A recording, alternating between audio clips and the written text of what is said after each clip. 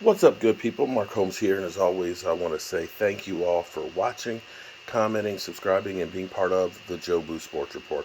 Without you guys, as well as you ladies, you know that this literally does not work. I thought I was done for the night. I was literally going to bed, did my fireside chat and stuff, but I used to start my morning with, the don't sleep on the Dallas Cowboys report because you literally cannot sleep on the Dallas Cowboys because things happen late in the evening, late at night, first thing in the morning. So you have to be up to speed with everything that is the Dallas Cowboys. And something I have been following along rather closely is the Michael Irvin situation. Michael Irvin's attorneys are mad as hell right now because, well, to make a long story short, we all know that Michael Irvin was accused of something that transpired in about 45 seconds to a minute in the in the bar area of the Marriott Renaissance during Super Bowl. He had a conversation with somebody that he did not touch. Remembering, there are a couple of witnesses that say they were there and there was nothing that was, that was not right that he did, and so on. The Marriott, of course, removed him from the hotel, proceeded to call the NFL Network and ESPN, which got him removed from Super Bowl coverage. Michael Irvin fired back by uh, having a $100 million defamation lawsuit against the Marriott International and the person who, Jane Doe, has accused him of whatever.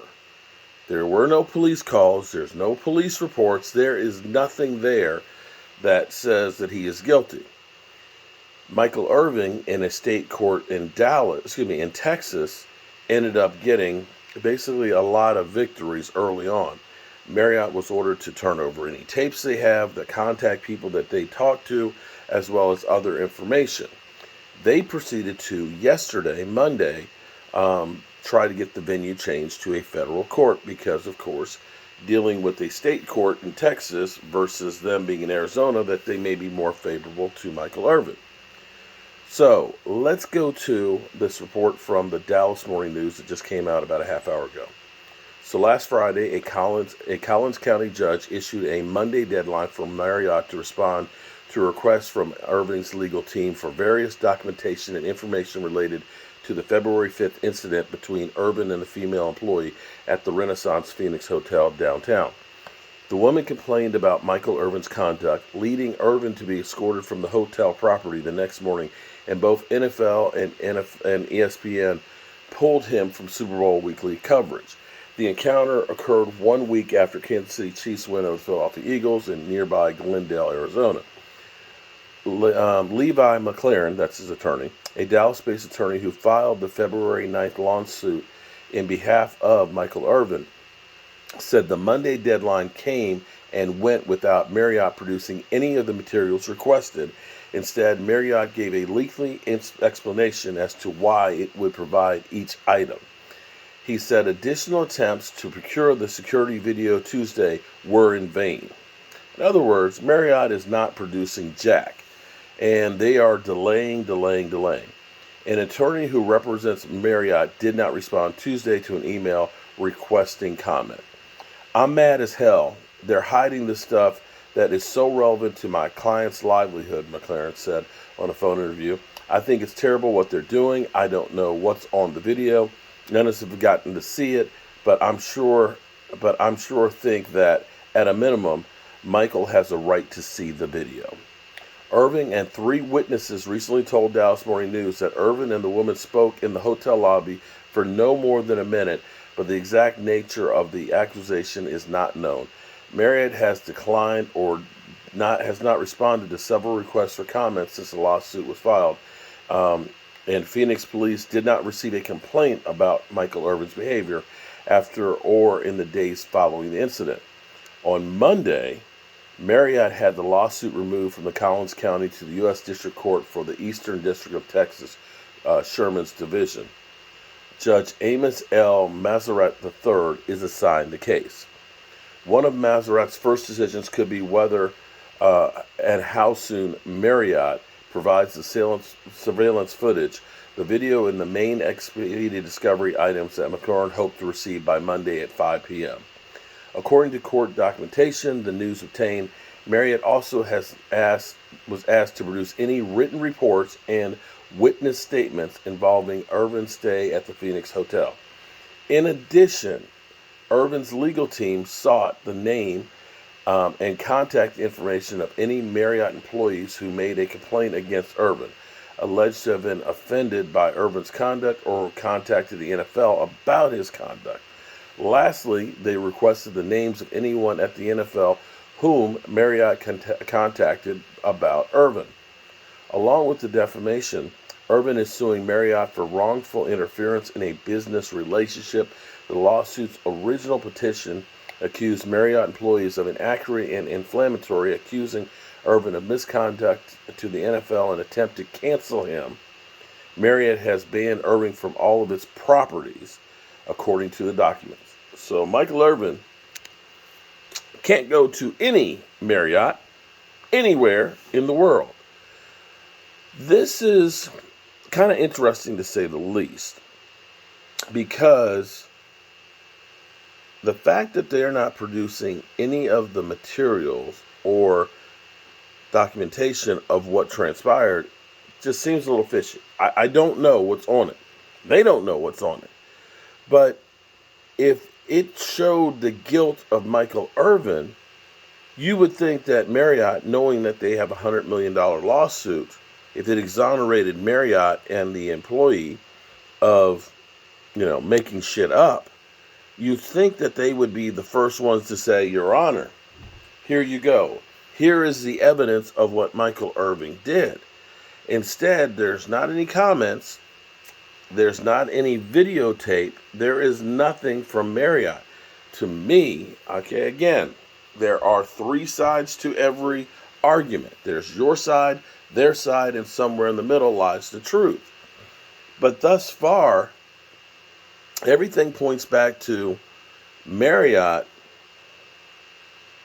not being above board. Now, maybe I'm wrong. We'll see if this what happens.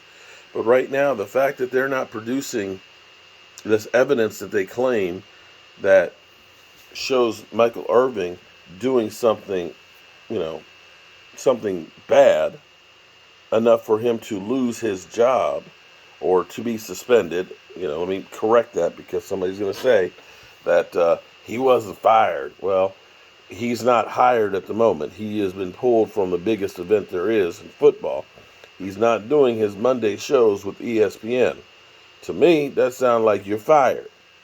So we'll see where the next turn goes with the federal court. And again, the judge who will have this in federal court is Marriott.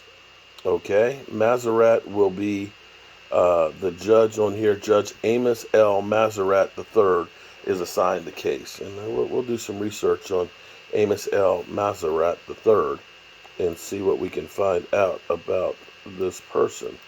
But one of the first things that he'll be able to have to decide on is whether or not the lower court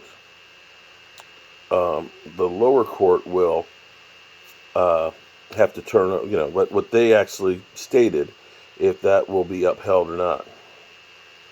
Judge Marriott, interesting, okay. Born in he's my age. Amos Louis Marriott III, born February 22nd, 1965, is a United States District Judge, United States Court of Eastern District of Texas. Okay.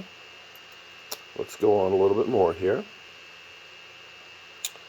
He began his career as a law clerk for Judge Paul Needley Brown of the United States District Court of Eastern District of Texas from 90 to 92. From 92 to 93, he worked at the law firm of Henderson, Bryant, and Wolf. He served as a law clerk to Magistrate Judge Robert Faulkner in 93 to 2003, and Magistrate Judge Don D. Bush in 2003, both of Eastern District of Texas. From 2003 to 2004, he was counsel at Wolf, Title, and McCoy.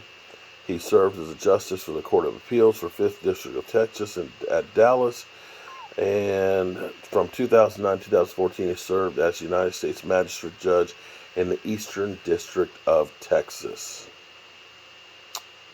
On June 26, 2014, President Barack Obama nominated Marriott to serve as the United States District Judge of the United States District of Eastern District of Texas, the seat vacated by Judge T. Ward, who retired on October 1st, 2011.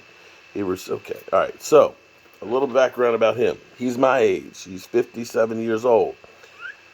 He's been a judge in Dallas, which got a favor. He definitely would know Michael Irvin, so he's my age, so he's seen the Super Bowl years. He was born in Elwood City, Pennsylvania. Oh, Lord.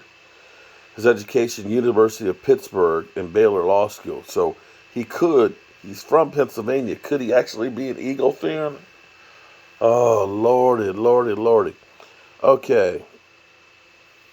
All right. We'll bring you more on this situation as it bears witness. The question will be is how quickly will the federal court actually hear this, see if it'll be expedited like the lower court was. I'm Mark Holmes, and well, it's after 11 o'clock at night, and I got to get up at 6 so I can get my ass on the road. Peace.